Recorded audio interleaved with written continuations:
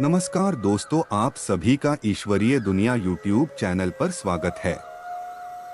दोस्तों, आज हम बात करेंगे हिंदू धर्म के अनुसार शव को अकेला क्यों नहीं छोड़ा जाता।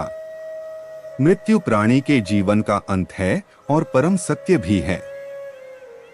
जिसने भी इस पृथ्वी में जन्म लिया है उसे एक ना एक दिन इस मिट्टी के शरीर को छोड़कर जाना ही होगा। क्या आप जानते हैं कि अगर किसी कारण मृत शरीर को कुछ समय तक रखना पड़े तो शव को अकेला क्यों नहीं छोड़ा जाता?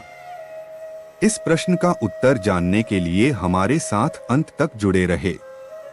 दोस्तों, कलयुग का मनुष्य छल और कपट से कमाए हुए धन और सत्ता के अहंकार में इतना अंधा हो जाता है कि अपने जीवन के अटल सत्य यानी अपनी मृत्यु तक को भूल जाता है।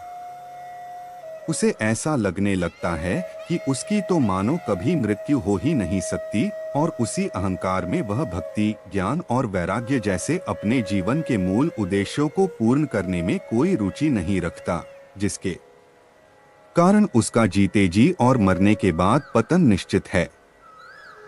दोस्तों, क्या आप जानते हैं हिंदू धर्म के अनुसार ऐसे कौन से कारण हैं जिनकी वजह से मृत शरीर का संस्कार कुछ समय के लिए टालना पड़ता है?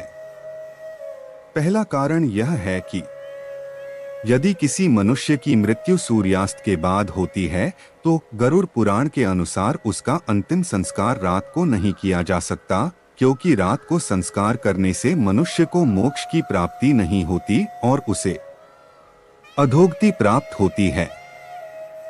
ऐसी आत्माएं प्रेत, असुर और दानव की योनि में जन्म लेती है। इसलिए रात भर उस मृत शरीर को घर में ही रखा जाता है और किसी न किसी को उसके आसपास रहना अनिवार्य होता है। अगले दिन के सूर्योदय के पश्चात अंतिम संस्कार की प्रक्रिया को पूर्ण किया जाता है। दूसरा कारण यह है कि यदि किसी मनुष्य की मृत्यु पंचक काल में होती है तब उसके अंतिम संस्कार को पंचक काल के समाप्त होने तक टालना पड़ता है। तब भी किसी न किसी को उस शव के आसपास रहना अनिवार्य होता है। गरुड़ पुराण के अनुसार पंचक में किसी की मृत्यु होने के पश्चात कुल के अन्य 5 लोगों की मृत्यु होने की संभावनाएं बढ़ जाती है। उस दोष को समाप्त करने के लिए 5 कुश से बने पुतलों को भी अर्थी के साथ रखकर पूरे विधि विधान के साथ उनका भी अंतिम संस्कार किया जाता है। तीसरा कारण यह है कि यदि मृत व्यक्ति के पुत्र, पुत्री या कोई सगा संबंधी कहीं दूर रहता हो तो उसकी प्रतीक्षा करने के लिए अंतिम संस्कार को कुछ समय के लिए टाला जा सकता है। शव के पास किसी ना किसी का होना यहाँ भी अनिवार्य है। दोस्तों, अब हम आपको बताएंगे कि आखिर शव को अकेला क्यों नहीं छोड़ा जाता। पहला कारण यह है कि अगर इंसान के मृत शरीर को अकेला छोड़ा जाए तो लाल चींटियां, रेंगने वाले नरभक्षी प्राणी या बिल्ली और कुत्ते जैसे जानवर उसे नोच कर खा सकते हैं और गरुड़ पुराण के अनुसार ऐसे में मृत आत्मा को भी यमलोक के मार्ग में ऐसी ही यातनाएं सहनी पड़ती हैं। दूसरा कारण यह है कि रात के समय बुरी आत्माएं बहुत सक्रिय होती है और आत्मा के शरीर से निकल जाने के बाद शरीर खाली हो जाता है, जिससे बुरी आत्मा के उसमें प्रवेश करने की संभावनाएं बहुत बढ़ जाती है। इस कारण भी हमारे पुराणों के अनुसार मृत शरीर को अकेला छोड़ना वर्जित है।